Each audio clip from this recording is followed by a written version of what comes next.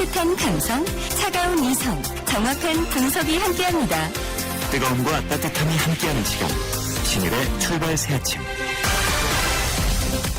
신일의 출발 새 아침 3부 시작합니다. 오늘도 여러분들 문자 많이 보내주셨는데요. 몇 개 소개해드리겠습니다. 5332님이 말씀하시는 거죠. 야당이 할 수 있는 건 특검, 대통령 사과만 있는 건가요? 1974님, 백성이 하늘이다라는 말이 실감나는 이철호 의원님의 말씀 정말 실감나고 마음에 새기셨으면 좋겠네요. 그리고 7841님 이런 말씀하셨습니다. 당연히 스스로 물러났어야죠. 총리면 나라의 재상입니다. 철저하게 따져야 한다. 그리고 6552님이 보내주신 문자인데요. 인사청문회도 청문회지만 안전관리도 철저히 까다롭게 해주세요. 이런 말씀을 해주셨습니다. 4120님, 이번 세월호 참사로 다시 한번 깨닫지만 우리 사회 리더들 정말 답답하고 한심한 사람들입니다. 하나만 더 말씀드리죠. 5556님, 청문회에 철저한 기준이 있어야 한다는 교수님의 지적에 적극 동감합니다. 사회적 합의가 필요한 시점입니다. 이런 말씀 보내주셨습니다. 자, 광고 듣고 3부 순서 본격적으로 시작해보죠.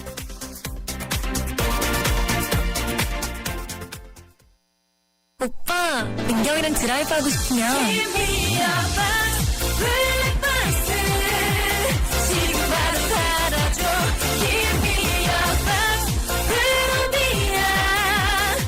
P8 자체 기술 리얼리티 101%를 위하여. 나 강민경은 프로비야. 한때 보리 하나로 콜라와 싸워 전설이 되신 분이 계셨지. 국내 최초 보리 탄산음료로 콜라의 아성을 흔들었던 맥콜.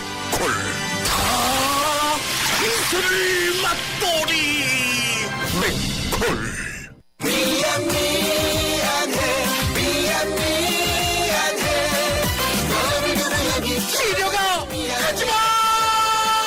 한 번 떠난 시력은 돌아오지 않습니다. 스마트 시대, 눈의 피로, 시력 강태엔 눈에는 눈약. 토비콤 S. 출발 새 아침 교통정보입니다. 5월의 마지막 주 봄의 끝자락에서 여름 향기가 나는 아침입니다. 전 시간보다 출근길 정체는 더 늘어나고 있는데요. 도심 동작대교 쪽에서 과천 쪽 이동하는 데는 이수역에서 사당역 구간 밀려 지나고 있습니다. 반대 동작대교 쪽으로도 사당역부터 경문 고등학교 앞까지는 시속 30km 미만입니다. 원주로는 성수대교 방면 내곡 나들목부터 매봉통을 지나는데 정체 서행입니다. 봉당 과천간도로는 청사 나들목부터 양재 나들목 쪽으로 속도가 점차 떨어지고 있습니다. 국회대로는 서강대교 남측부터 지금 국회의사당 앞쪽으로 길게 밀려 지나고 있고요. 반대편도 교통량이 꾸준하게 늘어나고 있습니다. 현재 고속도로 중에는 경인고속도로 서울 방면 신월 부근에서 정체가 시작되고 있고요. 반대 인천 쪽으로는 부평 부근부터 서인천 부근까지 4km 구간이 정체입니다. 그 밖에 서울 외곽 순환고속도로는 판교에서 구리 방면 서운 분기점부터 송내 다시 하기 분기점을 지나 청계 터널까지 지금 9km 구간 밀려 지나고 있습니다. 출발 새 아침 교통정보였습니다.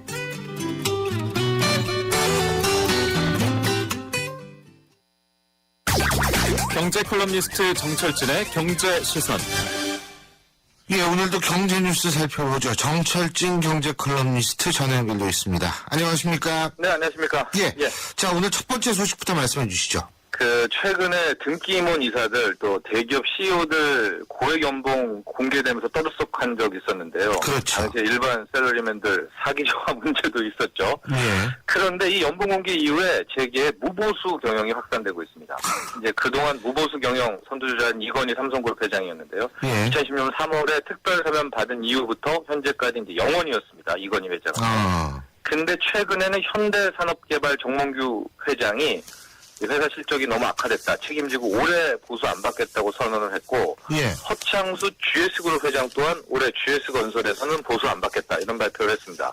조영호 한진그룹 회장, 한진해운이 흑자될 때까지 그 기간까지 무보수 경영, 나 돈 안 받겠다고 선언을 했고 지금 워크아웃 중인 금호산업 이끌고 있는 박삼구 금호아시아나그룹 회장도 무보수는 아니네요. 근데 연봉이 1원입니다. 그렇군요. 네. 그 연봉은 영원이라도 뭐 이분들 같은 경우에는 주식으로 또 배당받는 게 돈이 그게 또 크잖아요. 그렇죠. 예, 이제 앞서 이건희 회장 보면은요, 연봉 영원이지만, 영원된 지 꽤 됐지만, 보유 지분 이제 갖고 있는 삼성 계열사, 거기에 따른 배당 수입이 연간 1,000억이 넘습니다. 예. 근데 이걸 또 나쁘게 볼 게 아니라, 이런 패턴이 실은 세계적인 추세이기도 합니다. 그러니까, 돈은, 연봉은 영원으로 받고 내가 경영을 잘해서 나중에 배당을 많이 받겠다. 이제 이런 의도인 건데요. 예. 가령 이제 마크 저커버그 페이스북 창업자도 연봉은 $1입니다. 스티브 잡스 이제 사망했지만 애플 CEO 할 때 항상 $1를 받았습니다. 예. 1997년, 2011년까지. 버크셔 해서웨이, 뭐 살아있는 투자의 기적 워렌 버핏도 $1. 빌 포드 회장도 $1. 그러니까 우리도 이제 저는 전반적으로 이런 세계적인 추세로 간다. 돈은 연봉은 영원. 그리고 경영 잘해서 주식으로 배당받겠다. 이런 패턴이 정책화되는 거 아닌가 싶습니다. 근데 뭐 이렇게 배당을 많이 받으시면 뭐 월급 뭐가 얼마 되겠어요. 배당금에 비하면. 예, 참. 그렇죠. 자, 이게 요새 계속 돈 얘기네요. 근데 좀 다른 얘기인데 이 제주도 말이에요. 제주도에 그 중국 사람들 많이 간다 뭐 이런 얘기 많이 있는데 예. 땅까지 싹쓸이한다 이런 얘기 있지 않습니까? 근데 이게 맞죠, 뭐. 어느 예. 정도 사실이라고 그러죠? 그렇습니다. 이 중국인의 제주도에 대한 땅 사랑, 시골 줄 모릅니다. 국토교통부에 따르면 올 1분기 국내 토지를 가장 많이 사들인 외국인은 중국인이었는데요. 예. 78만 제곱미터. 이 중국인의 토지 구입은 거의 다 제주도에 집중되고 있습니다. 현재 제주도 토지를 보면은요, 전체 토지가 1848 제곱킬로미터 중에서 예. 이 1106만 제곱미터. 평으로 따지면 335만 평 정도가 외국인 소유입니다. 이 제주도 전체. 근데 이 외국인 소유의 3분의 1, 97만 평 정도가 이 중국인 소유입니다. 이게 루머죠. 왜냐면 뭐 싹쓸이 한다, 뭐 절반을 중국인들이 다 가져갔다. 이건 아니죠. 왜냐면은 지금 비율로 보면은 1%도 안 되거든요. 예, 0.5%도 안 되는 선이긴 예. 하지만 이게 우리가 주목할 만한 게 증가세입니다. 2005년만 해도 중국인들이 제주도 소유한 땅이 457제곱미터였는데 예. 9년, 거의 이제 10년 가까이 돼가는데 7,000배가 넘게 늘어난 거거든요. 이런 증가속도라면 앞으로 또 얼마나 더 사겠습니까? 그렇죠? 그래서 이런 부분이 좀 체크가 되고요. 또 이 업계에서는 이 중국인들이 산 토지는 이렇지만 국내 거주 중국인들이 매입한 농지가 있다. 이 농지까지 따지면은 중국인들의 이 제주 땅 소유 면적은 더 많을 것이다. 이런 추정도 하고 있습니다. 농지 이거 외국인들은 살 수 없는 거 아니에요? 예, 없죠? 원천적으로 외국인들은 우리나라 예. 농지를 못 삽니다. 이거 불법인데요. 근데 국내에 거주하면은 살 수가 있어요. 그래서 중국인들이 조선족 중국인들 있지 않습니까? 예. 이분들을 대리로 내세워서 농지 편법 매입을 하고 있다. 뭐 예. 이런 건데요. 이렇게 제주도에 대한 중국인들이 막 이유 없이 토지를 사니까 제주도 토지 경매도 화랑이라고 합니다. 낙찰가율이 100%가 넘는 지금 희한한 현상인데 124%인데 예. 왠가 봤더니 토지를 낙찰받은 뒤에 중국인들에게 뒤로 이렇게 대파는 중개업자들이 많다고 하는데 제가 증가세 얘기를 하지 않았습니까? 예. 사유지는 몰라도요. 공유지 같은 거는 이제는 좀 정부가 나서서 뭐 매각 대신에 장기 임대를 한다든가 이런 식으로 좀 이게 좀 어느 정도 제재라고 할까요? 좀 막을 필요가 있다 이런 생각도 듭니다. 너무 많이 사가니까. 예, 그렇군요. 예, 네. 오늘 소식은 여기까지 듣겠습니다. 고맙습니다. 예, 감사합니다. 예, 지금까지 정철진 경제 컬럼니스트였습니다. 출발 새 아침은 청취자들의 참여를 기다립니다. 짧은 문자 50원, 긴 문자 100원의 문자 서비스 혹은 트위터 YTN 알스타트로 함께해주세요. 참여하신 분들 중 몇 분을 선정해 준비한 선물을 보내드립니다. 예, 오늘의 세 번째 작심 인터뷰입니다. 세월호 침몰 오늘로 44일째입니다. 실종자는 지난 21일 오전 안산 단원고 여학생 수습 이후에 8일째 16명이 지금 멈춰 있는데요. 물살이 빨라지는 중조기에 접어들면서 수색 여건이 더 나빠지고 있고 또 선체 내부로 붕괴돼서 진입 못하는 상태가 이어지고 있어서 남은 실종자 가족들 정말 애가 타는 상황이라고 합니다. 그리고 어제부터 선체 외판을 잘라내서 실종자를 수색하는 방안을 실시했는데 이것도 물때가 맞지 않아 작업이 늦어지고 있다고 하는데요. 실종자 교직원 대표시죠. 유건우 씨, 그러니까 실종자 윤이나 선생님 오빠분과 전화 연결해서 자세한 얘기 들어보겠습니다. 유 대표님 나와 계시죠? 네, 안녕하세요. 예, 예. 윤이나 선생님이 동생이시죠? 그러니까 유 대표님의, 그렇죠? 예, 제가 오빠고요. 그렇죠. 예, 예. 유 선생님은 2학년 담임이셨죠? 예, 2학년 1반이었습니다. 2학년 1반이요. 그 사고 직전에 그 문자나 뭐 통화 같은 거 해보셨습니까? 직전에는 아무 통화도 못 해봤고요.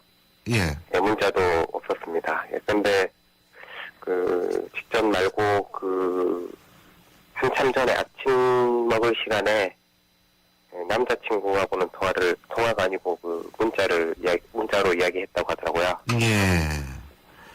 어떤, 그때는 예. 뭐 사고에 관한 내용이라든지 그런 내용은 아니었고요. 예. 그냥 일상적인 내용만 있었습니다. 일상적인 내용. 지금 현재 실종자 수가 16분이죠. 그렇죠? 네. 선생님은 이 중에서 몇 분이 되십니까? 지금 3명이 실종 상태입니다. 선생님은 3명이 실종 상태시군요. 네. 예. 어쨌든 지금 선체를 이제 절단하기로 실종자 가족분들이 합의를 해주셨지 않습니까? 네. 그렇죠? 네. 어떻게 이런 결정이 내려진 건가요? 아무래도 구조 작업에서 성과도 없고 너무 길어지고 있는데 작업하고 계시는 잠수사분들도 너무 힘들고 피곤에 쌓여 있는 상태고요. 예. 그때 이제 이대로 계속 하면은 다 너무 힘들고 진전이 없으니까 뭐 그런 상태였는데요. 그래도 이제 뭔가 대책이 없겠냐 해서 예. 정부 쪽에서 TF팀을 꾸려서 대책을 강구를 하더라고요. 전문가분들도 많이 모시고요. 예. 그때 저도 이제 가서 같이 들었는데 선체를 잘라서 하는 이야기가 나왔는데 뭐 그렇게 하면은 이제 일부 우려되는 게 유실 문제였는데요. 예. 그래도 유실 문제는 유실이 안 되도록 뭐 2중, 3중으로 대처를 해준다고 하고 그렇게 하면은 지금 무너져서 못 들어가고 있는 부분들을 섭리 절단을 하면은 이제 부유물들을 없애서 수색을 할 수 있다고 하니까 저희는 이렇게 결정에 동의하게 됐습니다. 그렇군요. 지금 유 대표님은 어디 계세요?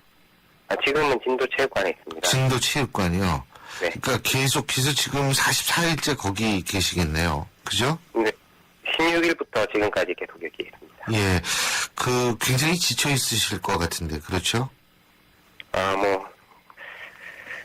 동생만 볼 수 있다면, 이런 건 제가 하고 있는 게 없기 때문에, 예. 저보다는 잠수사분들이나, 그런 분들이 더 많이 힘들지 않을까. 지금 부모님은 같이 계십니까? 이틀 전까지인가 같이 계셨는데요. 예. 어머니께서 좀 약간 안 좋으셔가지고, 잠시 가 계시고, 지금 안 좋으셔서 가 있는 상태에서도 계속 전화로 이제 너무 걱정이 되니까, 예. 예를 들어서 종조 시간이 되면은 혹시 소식 없냐고 계속 물어오시고 하는 상황입니다. 이렇게 불편하게, 그리고 힘들게, 지치게 지내시는데, 민경욱 청와대 대변인 말이에요. 민간 잠수사가 일당 100만 원이고, 시신 항구인 양할 때 500만 원을 받는 조건으로 일하고 있다. 이런 얘기 하지 않았습니까? 굉장히 마음이 안 좋으셨을 것 같은데요. 네, 아무래도 이제 그 발언 때문에 잠수사분들이, 저희가 믿고 있는 분들은 잠수사분들밖에 없는데요. 예.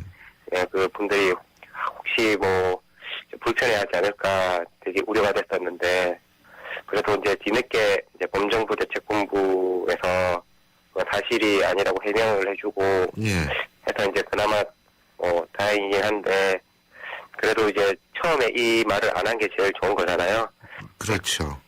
그래 이제 청와대 분들이나 이제 여러 이제 말을 하시는 분들이 좀 이제 이런 쪽 말고 잠수사 분들이 힘낼 수 있게 한 번 더 생각해서 말해 주셨으면 하는 아쉬움이 있습니다. 예. 지금 실종자 가족분들이 국가나 정부에게 제일 요구하는, 제일 필요하다고 요구하는 사항이 어떤 사항인지 말씀해 주시죠. 제일 필요한 거는요, 저를 비롯해서 여기 가족들은 다 한 가지만 생각하고 있습니다. 그게 가족을 보는 거고요. 이제 그렇게 되려면 이제 마지막 한 명까지 이제 지금과 다르지 않게 계속 구조 활동을 해주시기를 바라고 있고요. 예. 이 부분은 대통령님께서도 내려와서 약속해줬던 부분이고, 예. 여러 번 약속을 했던 부분이기 때문에 꼭 해주실 거라고 믿고 있고 해주셔야 된다고 생각하고 있습니다. 그렇군요. 그리고 지금 유가족분들하고도 어떻게 자주 만나시고 보시고 그러세요? 네, 유가족분들도 지금 한 번씩 아니고 자주 내려오고 계시고요. 예. 조심스러운 부분이 있는 게 좀 이제 뭘 해야 될지 잘 몰라서 못 내려왔다 이렇게 하시는 분도 계시더라고요. 저희들 해달라고 이렇게 바라는 건 아니고요. 이렇게 와서 있어주시는 것만으로도 힘이 많이 되더라고요. 예. 그렇군요. 그러니까 지금 동생분이 나오실 때까지 끝까지 그 자리를 지키실 거죠. 1년이든 2년이든. 지금은 그렇게 생각하고 있고요. 예. 제가 이제 워낙 제가 이제 동생이 안산 단원고 교사 생활을 할 때 같이 이제 둘이서만 같이 지냈었는데, 같이 지낼 때부터 워낙 해준 것도 없고 지금까지 이제 너무 미안한 게 많아서 그냥 제가 받은 거는 많은데 해준 게 없어서 이것도 좀 부족하지 않나 싶습니다. 원래요. 예. 형제 시간은 그렇습니다. 예. 동생분한테 마지막으로 한마디 해주시죠. 예. 지금 선박회사라든지 해운조합, 해경, 정부, 언론 이런 여러 가지 우리 어른들 때문에 어른들이 잘못해서 이렇게까지 된 것 같은데요. 그래도 그나마 이제 동생을 포함해서 이제 여러 승무원분들과 다른 선생님들도 같이 하셨지만 그래도 이제 일부 들려오는 말이 참 장난스러운 말이 많이 들려오더라고요. 예. 이렇게 그래도 그럼요. 네. 그 부분에 대해서 마지막까지 참 미안하고 고맙다 이렇게 말하고 싶습니다. 예. 충분히 그런 말씀을 할 수 있는 자격이 되십니다. 예. 오늘 이렇게 인터뷰해 주셔서 감사합니다. 고맙습니다. 예, 감사합니다. 예. 지금까지 실종자 가족 대표시죠. 실종자 유인아 선생님의 오빠이신 유건우 씨였습니다.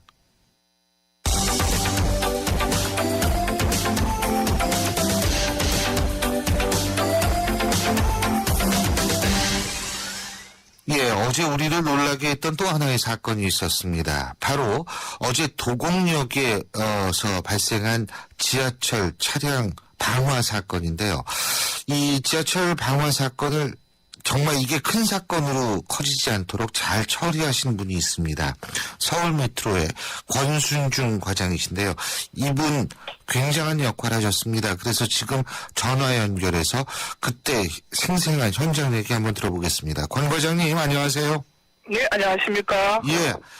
일단 어제 정말 큰일 하셨다는 말씀 드리고 싶네요. 네, 별 말씀을요. 시민들의 덕분이죠. 제가 한 거는 제 직업 소명 의식을 갖고 한 것뿐입니다. 시민들 도와주셔가지고 해결한 것 같습니다. 세월호 참사 이후에 실종된 직업윤리 때문에 얼마나 많은 국민들이 참 걱정을 하고 있는데 그래도 우리 권 과장님 덕분에 그래도 걱정을 좀 덜게 된 것 같은데 어제 말이에요. 네네. 제가 좀 여쭤보고 싶은 게, 어제 우연히 칸에 가신 거예요? 저희가, 예. 도곡센터라고 큰 집이 있어요. 저희가 작은 집이고, 18개 역을 관할하는 센터가 있습니다. 예. 거기에 이제 출장 가는 도중에, 예.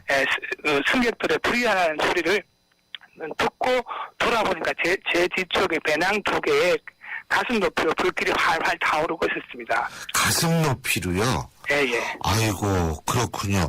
그래서, 근데 이제, 소화기를 꺼내서 불을 끄셨지 않습니까? 근데 끄는 네. 과정에서도 이 방화범은 계속 불을 질렀다는데 사실입니까? 예. 저는 경황이 없어가지고 처음에 몰랐습니다. 예. 경찰 조사를 받고 있는 중에 마지막 조사를 끝날 무렵에 경찰관이 말씀을 이렇게 했다는데 기억나냐? 그제서야 제가 이제 그 나를 밀려고 밀친 사람이 그 사람이었구나라는 생각이 들었습니다. 그래서 제가 한 번 끄고 그럼 또 붙이고 세 번 정도를 했다고 합니다. 제가 소화기를 4대 5대 계속 쐈으니까요. 제가 한 대는 제가 와서 끌고 나머지는 시민들한테 소화기 좀 달라고 하니까 시민들의 협조가 일사불란하게 소화기 하나씩 갖다 주시더라고요. 50대 후반 마스크 낀 아주머니한테 진짜 감사드립니다. 그분이 계속 저하고 끝까지 남아 계셨거든요. 예. 지금 그 아주머니에 대한 신원이 확인이 안 되고 있는 것 같은데요. 제가 그때 그 당시에 이 아주머니가 저하고 같이 남아있는 분이라고 말씀드렸거든요, 경찰한테. 경찰이 보내주고 아주머니, 저는 됐습니다라고 이렇게 하시더라고요. 그 좋은 일 하셨으니까 좀 증언을 해주십시오라고 말씀드리고 저는 또 다른 화재 사고 조사 팀하고 얘기를 해야 되니까 그거 얘기하고 인터뷰하고 때 바빠가 경황이 없어서 그 아줌마까지 챙기지는 못했습니다. 예, 그렇군요. 아니 혹시 저희 이 방송을 듣고 계신 분들 중에서 그죠? 어제 그렇게 혁혁한 공을 세우신 그 아주머니를 아시는 분이나 이런 분이 있으시면 지금 경찰에서도 찾고 있으니까 저희 YTN 라디오로 연락을 해주셔도 좋고요. 저희가 얼마든지 연결해드리겠습니다. 연결해가지고 그때 상황을 제가 한 행동이라든지 그런 걸 서로가 제가 다 기억을 못 하잖아요. 아주머님이 계시면 시민분이 증언해 주시면 더 상세하게 아마 그 스토리가 텔링이 될 것이고 그게 나중에 이걸 계기로 그런 매뉴얼이 시민들도 어떻게 해야 된다라는 걸 알고 그거 좀 잠깐만 말씀해 주시겠어요? 그 매뉴얼 어떻게 해야 되는지. 지금 워낙 이상한 사람들이 막 이거 사실 어제 불 지른 사람 걸어다니는 폭탄 아닙니까? 예. 사실 가장 중요한 거는 119 신고가 우선이죠. 저는 이제 119 신고하려고 이제 뛰어가면서 핸드폰이 있으니까 뛰어가려고 119 신고하려 했는데 떨어뜨린 거예요. 그 급박한 상황에. 그러면 이거는 내가 못하고 119 신고해 주세요라고 외쳤죠. 그리고 비상벨 누르세요라고 외치고 그다음 소화기를 끓이고 풀고 바로 또 뛰어가서 화점에다 진화를 시도한 거죠. 그러니까 진화는 된 거죠. 근데 또 불이 그 방화범이 또 주사체를 또 붙였다고 하니까 제가 불길은 보지 못했지만 벌써 한 개를 다 쐈을 때는 부연 연기로 인해서 앞에 전혀 보이지 않았습니다. 그런데 저는 이 정도 연기는 죽지 않겠구나, 괜찮다. 또 뛰어갔죠. 그게 그 시민들하고 다른 젊은 분들이 계세요. 그분들이 또 소화기를 준비해 주신 거예요. 또 갔다 오고 또 갔다 오고 또 갔다 오고 또 하니까 어느새 도곡역으로 오게 된 거죠. 내리자마자 소화기가 또 있었죠. 소화기하고 내려온 도곡역 직원들이 있었어요. 현장장님도 계시고 소화전을 바로 이제 소화전 외치면서 최재표라는 직원이 있어요. 소화전 소리 외치면서 소화전을 끌렸죠. 한 가지만 더 여쭙겠습니다. 그 범인은 어떻게 시민들과 함께 잡으셨어요? 저는 잡은 게 아니고요. 저는 이제 다음 역 도곡역에 내려야 되니까 그 밖을 보고 있었습니다. 불이라는 소리를 듣고 보니까 불길만 봤습니다. 방화범은 보지 못하고요. 방화범은 경찰 조서 받으니까 그 맞은편에 있는 70대 노인분이 저 사람이 이상하다라고 얘기를 했다고 합니다. 그 사람을 3분 만에 병원에 이제 환자라고 위장하고 갔답니다. 그래 바로 잡았답니다. 그래 그렇게 된 상황입니다. 정말 참 어쨌든 그러니까 아찔했습니다. 아찔하고 당황스럽고 두려웠고 하지만 저는 이게 우리 서울 메트로가 2003년 대구 지하철 참사 이후에 열차 내부를 다 불연제와 난연제로 바꿨습니다. 번지지 않는다는 확신을 제가 가지고 있었습니다. 그래 너는 내가 이길 수 있다. 너 꾸면 나도 살고 시민도 살고 못 꾸면 나도 죽고 먹을 수 있는 거지. 그 생각으로 그냥 계속 했습니다. 미친 듯이 하니까 되더군요.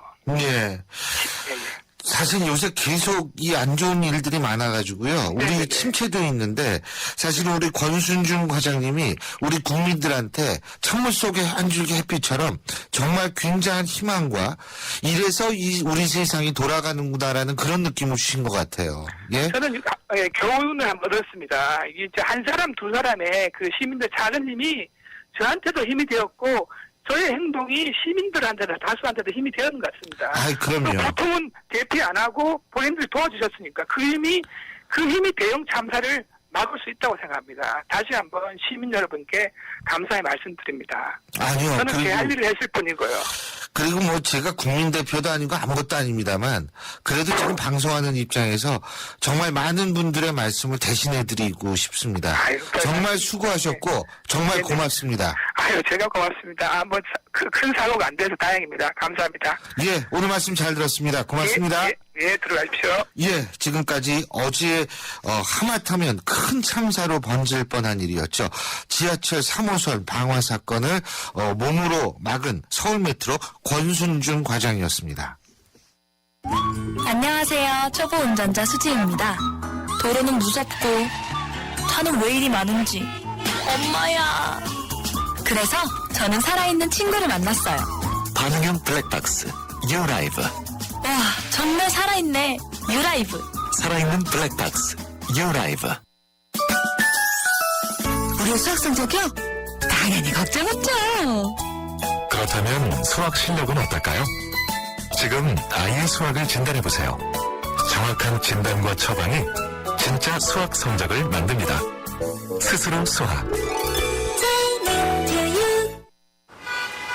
내비 따라서 가는데 왜 이렇게 막히는 거야? 답답해하지 말고 실시간 교통정보가 반영되는 올레 내비하세요. 그래! 올레 내비로 바꾸니까 막힘없이 쭉! 올레 내비? 지금 통신사 관계없이 무료로 다운받으세요. 올레. 신율의 출발해서 아침 3부 순서는 여기까지입니다. 잠시 뒤 4부에서 뵙죠. 5월 꿈과 도전의 장, 대한민국의 심장, 경기수도 인천에서 개최하는 제43회 전국 소년체육대회에 시민 여러분을 초대합니다. 스포츠 꿈나무들의 꿈과 도전의 장이 될 제43회 전국 소년체육대회는 2014년 5월 24일부터 27일까지 나흘 동안 인천 문학경기장을 비롯한 43개 경기장에서 펼쳐집니다. 대한민국의 심장, 경제수도 인천에서 치러지는 제43회 전국 소년체육대회에 시민 여러분의 적극적인 참여와 성원을 바랍니다. 도로명 주소 아직도 모르세요? 자, 효원로 20번을 찾아가려면 스텝 1. 효원로는 도로명, 20번은 건물 번호. 이때 건물 번호는 도로 진행 방향으로 왼쪽은 홀수, 오른쪽은 짝수. 스텝 2. 도로명 주소에 표기된 건물 번호 숫자에 10을 곱하면 건물까지의 거리가 나오게 되는데요. 그래서 효원로 20번이라면 같은 도로 시작점에서 오른쪽 건물 방향 200m 거리에 있다는 뜻이겠죠? 편리한 도로명 주소, 생활이 달라집니다. 이 캠페인은 세계 속의 경기도와 함께합니다.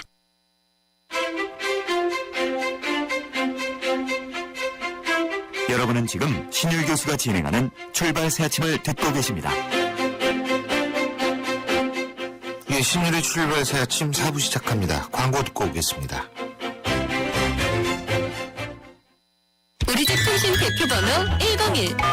TV지를 101로, 인터넷을 101로, 홍보이도 101로, 모두 가입해.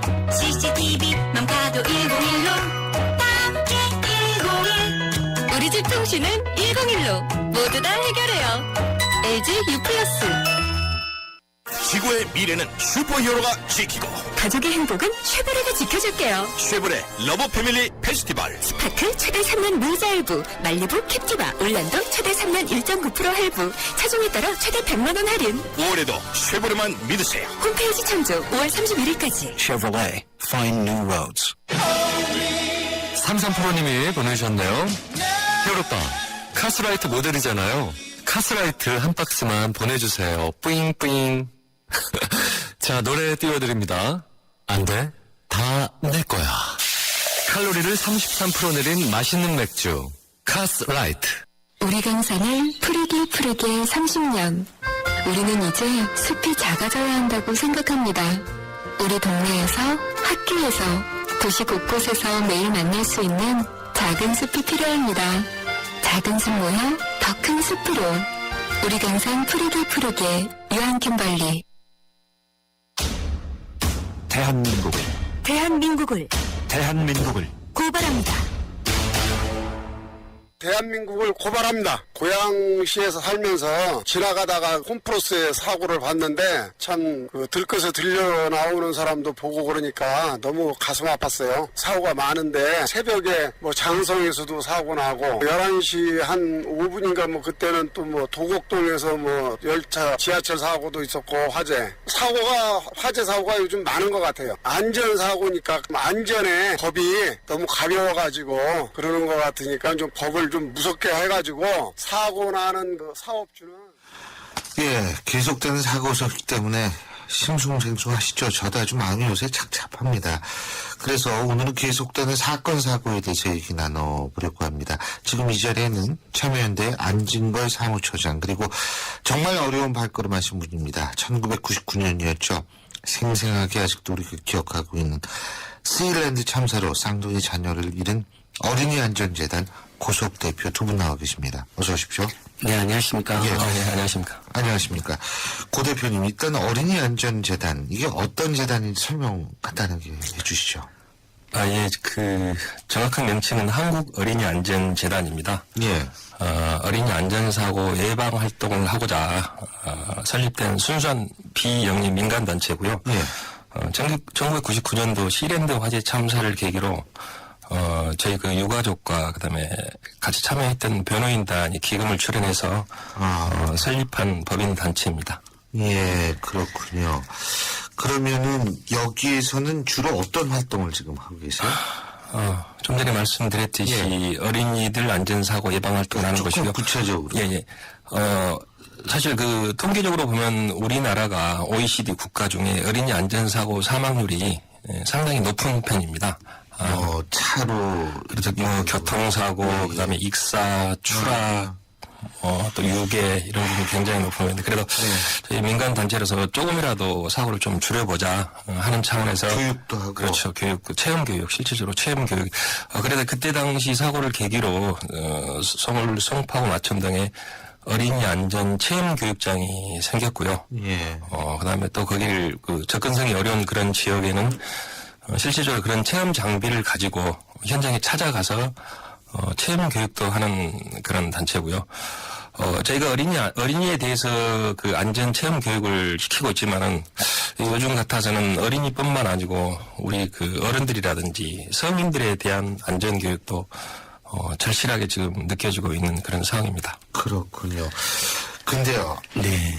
선생님, 이거 지금 끊이지 않아요. 이 사고가. 이거 지금 시민단체 이거 어떻게 보고 있습니까? 네, 시민단체라는 게 보통 시민들의 모임이니까 우리 대표님도 지금 어린이 안전이 아니라 온 국민의 안전이 굉장히 중요하게 생겼다고 이야기하셨는데 정말 솔직히 겁나고 무섭습니다. 그렇죠. 이거 어디 가면 무슨 사고 어디 가면 계속 불나고 막 이래서 이렇게 정말 큰일 났구나. 5월 27일 화요일 날 그동안 이제 참사로 가족을 잃었던 우리 유가족들이 다 모이셨는데요. 그분들 말씀이 정말 이게 재발 방지 대책이라는 게 늘 그때뿐인 것이 제일 문제인 것 같다. 사회를 근본적으로 안전하게 생명이 최우선 시대는 안전해. 요런 거 밖에는 방법이 없다. 어차피 사고라는 건 늘 생길 수 있는데 그러니까 예를 들면 얼마 전에 우리 지금 장성 화재 참사도 스프링쿨러라도 제대로 작동하고 그랬다면 얼마나 좋았을까 이런 이제 생각을 해보는 거잖아요. 뒤늦게라도. 왜 우리가 그런 점검과 장치를 제대로 지금 가동하지 못하고 강화하지 못하고 있는가. 그래서 이제 이런 부분에 대해서 그렇다면 결국은 그 시설이라든지 그 기업의 입장만 너무 봐준 거 아닌가 이제 이런 의문이 꼬리를 물고 있는 것이거든요. 그래서 안전한 사회, 시민들이 안전한 사회를 위한 총체적인 저는 대책에 나서야 된다고 생각합니다. 불안해서 못 살겠다는 게 지금 사람들의 거의 절규 수준입니다. 지금. 맞습니다. 근데 사실 여야를 막론하고 지금 지방선거 앞두고 안전대책 나온다는 게 진짜 허술하거든요. 고 대표님 그렇게 안 보세요? 예, 맞습니다. 며칠 전에 뭐 정부에서도 뭐 규제 하나 뭐 난상 토론을 펼쳤지만은 저는 개인적으로 그렇게 생각합니다. 물론 국민이 생활하는데 뭐 불편한 규제를 없애는 거는 좋은데 안전에 관한 한 특히 어린이라든지 사회적 약자가 생활하는 그런 안전에 관한 그런 시설이라든지 시설물들은 철저하게 규제를 강화해서 뭐 그런 시설물이라든지 점검하는 게 그게 기본적인 게 돼야 되지 않느냐 그렇게 생각하고 있습니다. 바로 이제 그런 일을 하기 위해서 재난안전가족협의회가 구성된 거 아니겠습니까? 예. 이거는 저희 우리 시랜드 유가족 중에 김순덕 씨라고 훈장까지 반납하고 뉴질랜드로 이민한 김순덕 씨가 있는데 남편하고 저하고 또 가깝게 지내는 상황입니다. 그래서 그동안에 서로 불편하다기보다는 참 그런 문제를 참 얘기하게 그래서 연락도 자주 안 했는데 이번에 저한테 전화가 왔어요. 고 대표 똑같은 그런 상황이 벌어지고 있는데 저분들도 우리하고 어떻게 똑같은 상황이 벌어지고 있는데 이번에는 우리가 좀 어떻게 보면 이로라도 좀 해줘야 되지 않겠느냐. 그래서 거의 밤늦게 1시간 정도 통화를 했습니다. 그래서 저분들도 똑같은 우리와 똑같은 상황을 겪고 있구나. 그래서 제가 그 다음날 몇몇 단체 저도 사실 모릅니다. 시랜드 참사 이후에 대구 지하철, 그다음에 인천 영현동 호프집 화재, 경주 마을화 리조트, 또 해병대 사설 캠프 그런 사고들이 끊이지 않으니까 어떻게 보면 우리가 겪었던 똑같은 상황들을 저 사람들도 겪고 있구나. 그래서 세월호 참사를 보고 이거는 너무나 끔찍한 사건인데 그래서 저 유가족들이 얼마나 고통을 받고 있을까, 얼마나 심적인 고통을 받고 있을까 그런 생각에 지금은 저 사람들 경황이 없을 거다. 그래서 그동안에 겪었던 유가족 대표들을 연락해서 좀 이로라도 좀 해주자 그런 차원에서 사실 제가 제안을 했던 거고 아직까지 구체적인 그런 계획은 지금 수립 단계에 있습니다. 근데 어쨌든 그게 발족됐다는 게 의미가 있는 거고요. 네네네. 제 개인적으로는 사실 이런 생각합니다. 지금 정치권에서 선거 앞두고 아까도 말씀드렸지만 안전 얘기하는데 아니 이 사람들이 언제부터 그렇게 안전에 관심이 많았어요. 그러니까 이게 세월호 참사 때문에 결국은 급조된 공약을 가지고서 마치 옛날부터 안전 생각했다는 식으로 떠들고 있는데 뭐 거기에 현혹될 국민도 없을 뿐만이 아니고 아니 이렇게 민간이 나설 정도로 상태가 심각한데 그동안 손 놓고 있었던 정치권이나 이쪽은 도대체 뭐를 하고 있었느냐고 우리가 이거 좀 따져 물어야 되는 거 아니에요, 안치장님? 예, 엄청나게 따져 물어야 될 상황입니다. 그러니까 우리 고석 대표님 아버님이 너무 말씀 잘해주셨는데 그렇게 사고 생겨서 그때 되면 항상 무슨 책임자 처벌, 진상규명, 재발방지 대책 이야기 나오는데 늘 그것이 제대로 된 적이 없었다. 이게 이제 우리 유가족들이 모이게 된 굉장히 중요한 이유거든요.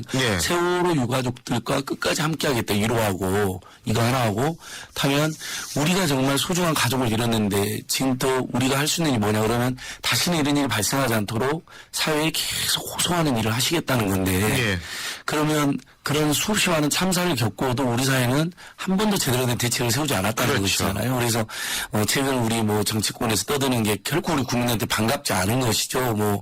대책을 안 세울 수는 없겠지만 그래서 저희들이 이제 우리 재난가족안전협의회 지금 우리 고석 대표님 제안으로 꾸려지고 있는데 제일 제가 중요하게 생각하는 거는 앞으로 대책 세우고 할 때 특별법도 만든다고 되어 있지 않습니까? 이 재난 사전에 이미 그동안 재난을 겪었던 가족들 다 초대해서 이분들로부터 철저히 자문도 듣고 이분들이 이야기하는 걸 귀담아 들으면서 그 대책을 세우고 재발방지책을 세우면 상당히 효과가 있지 않을까. 그래서 이 재난가족안전협회 활동에 굉장히 저는 긍정적인 면이 있다고 생각합니다. 오죽하면 이분들이 나섰을까. 정말 정부 당국자와 정치권은 정말 크게 각성해야 될 상황입니다. 그리고요, 저희가 어제 이제 소방방재학과 교수님하고 제가 인터뷰를 진행을 했는데 그런 말씀하시더라고요. 병원에 원래 방염 처리를 하는 게요. 지금 현재 소방법상으로는 권장사항이라는 겁니다. 이게 의무사항이 아니라는 거예요. 그럼 어떤 병원이 지돈 써가면서 방염 처리합니까? 이거 사실 문제거든요. 그러니까 특별법도 만들어야 되겠지만 가장 중요한 건 기존 법의 미비한 점이 굉장히 구멍이 많은 것 같아요. 이거부터 메우는 작업을 해야 되는 거 아닙니까? 글쎄, 이런 사고가 나면 우리 사회에 안전 불감증이 어쩌고 저쩌고 계속 떠들고 있습니다. 사실 2014년 5월 대한민국이 가장 떠들고 있는 그런 단어가 안전 불감증. 이게 하는 거 아닌가 생각합니다.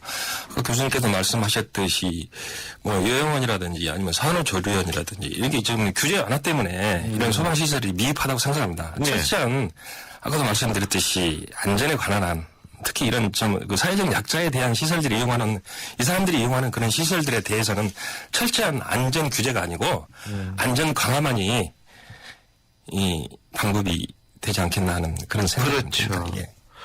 그 실제로 이제 고 대표님께서는 정말 여러 가지 어려움을 지금 딛고 계시는 과정인데.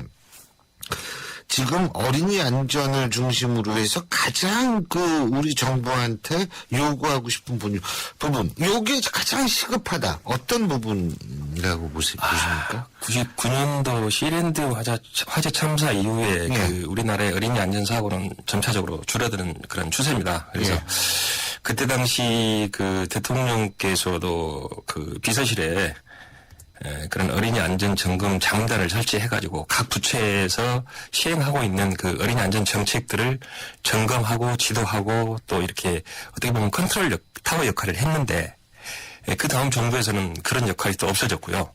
또 이번 정부 와서도 있기는 있는데 그런 부분이 조금 미흡합니다. 그래서 사실 흔히 저희들은 말합니다. 어린이들은 선거에 대한 표가 없어서 정책에 대해서 뒷전으로 밀려나고 또 정부라든지 각 지자체에서 예산을 세우지만은 나중에 그 삭감의 제 1순위가 되는 게 특히 어린이 안전 문제. 그래서 어린이 안전 문제는 중앙정부에서 특히 대통령께서 직접 좀 챙기셔야 된다고 좀 생각하고 있습니다.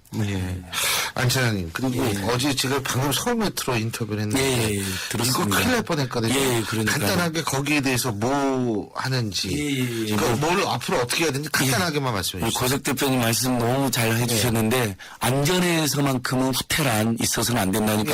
일면 전철도 요즘 보면 계속 무인승차를 하네. 그다음에 영무원을 없애네 막 이러면서 그래서 적자를 일부 줄였는지 모르겠지만 국민은 엄청 불안해졌거든요. 그러니까 있을 수 없는 사고가 생길 수도 있잖아요. 그러니까 이러면 기차에도 그 승무원이 충분해야 되고 또 여기에도 영문이 충분해서 또 시민들도 고색대 말처럼 수시로 훈련하고 반복적으로 매뉴얼 해서 다시는 그런 일 없도록. 그러니까 지금 대한민국 이대로 가면 너무 무섭습니다. 그러니까 안전을 중심으로 완전히 한국 사회를 근본적으로 재편해야 된다고 생각하고 청와대가 재난이라든 안전에 대한 컨트롤 타워가 돼야 되는 게 맞는 것 같습니다. 직접 나서야 된다, 대통령께서도. 알겠습니다.